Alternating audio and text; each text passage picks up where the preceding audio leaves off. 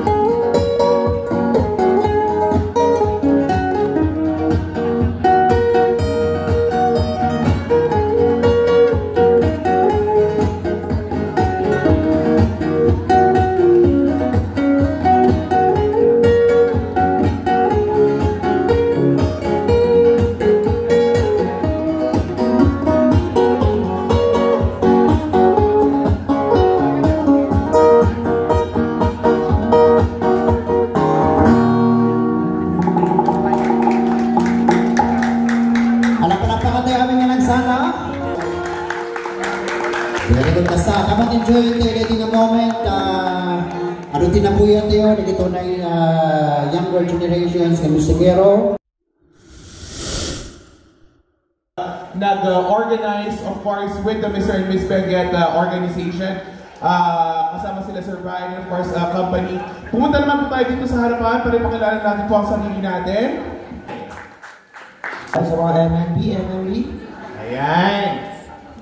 Alright, pumila naman po tayo dito for municipality. Puntahan po natin ang ating mga partners. Yun o, mga naggandahan, nagwagwapuhan, syempre. Kailangan ang Mr. and Miss Benguet ng all generations pumunta dito. Amresya.